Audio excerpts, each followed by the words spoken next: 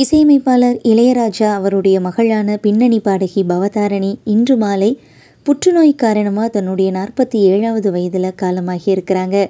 தமிழ் திரையுலகினர் மட்டும் இல்லாமல் இசைத்துறையினர் மட்டும் இல்லாமல் ரசிகர்கள் மக்கள்னு எல்லாருக்குமே இது மிகப்பெரிய அதிர்ச்சியை சோகத்தை கொடுத்துருக்குது. இளையராஜா இசையமைத்த ராசையா படத்தில் மஸ்தானா பாடல் மூலமாக பின்னணி பாடகியாக தமிழ் திரையுலகில் அறிமுகமானவங்க தான் குழந்தை குரல் கொண்ட பாடகி பவதாரணி. தமிழில் பாரதி படத்தில் அவங்க பாடிய மயில் போல அப்படிங்கிற பாடலுக்கு சிறந்த பின்னணி பாடகிக்கான தேசிய விருது கிடைச்சிது. அது மட்டும் இல்லாமல் ராமன் அப்துல்லா படத்தில் அவங்க பாடியிருந்த ஏன் வீட்டு ஜன்னல் அப்படிங்கிற பாடல் கூட மிகப்பெரிய ஹிட் கொடுத்துருந்துச்சு. கார்த்திக் ராஜா, யுவன் சங்கர் ராஜா இவங்களுடைய இசையமைப்பிலும் நிறைய பாடல்களை பாடியிருக்கிறாங்க பாடகி பவதாரணி. இப்படி ஒரு பின்னணி பாடகியாக மட்டும் இல்லாமல் நிறைய படங்களுக்கு இசையமைச்சிருக்கிறாங்க. குறிப்பாக சொல்லணும் அப்படின்னா பல்வேறு மொழி படங்களுக்கு இசையமைத்த ஒரு இசையமைப்பாளராகவும் பின்னணி பாடகி பவதாரணி இருந்திருக்கிறாங்க.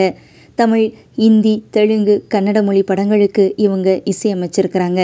நீண்ட இடைவெளிக்கு அப்புறமா இப்போ தான் ஒரு 3 திரைப்படங்களுக்கு இசையமைச்சிட்டு வந்தாங்க.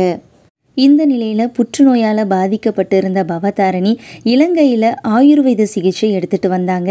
அந்த நிலையில் சிகிச்சை பலன் இல்லாமல் இன்று மாலை அவங்க காலமாகி இருக்கிறாங்க. தமிழ் சினிமாவை பொறுத்த வரைக்கும் எத்தனையோ பின்னணி பாடகிகளுக்கு குழந்தைத்தனமான குரல் இருக்கலாம். ஆனாலும் பவதாரணியினுடைய குரலில் ஏதோ ஒரு ஈர்ப்பு உண்டு அப்படிங்கிறது அவங்களுடைய பாடலை கேட்கக்கூடிய ரசிகர்களுக்கு ரொம்ப நல்லா தெரியும். புற்றுநோயால் பாதிக்கப்பட்டு ரொம்பவே அவதிப்பட்டுட்டு வந்த அவங்க ஆயுர்வேத சிகிச்சை எடுத்துகிட்டு வந்துட்டு இருந்தாங்க. ஆனால் சிகிச்சை பலன் அளிக்காமல் இன்று மாலை அவங்க காலமாகி இருக்கிறாங்க. சினிமா இண்டஸ்ட்ரியை பொறுத்த வரைக்கும் பாடகி பவதாரணி அவங்களுடைய இறப்பு மிகப்பெரிய இழப்பாக பார்க்கப்படுது.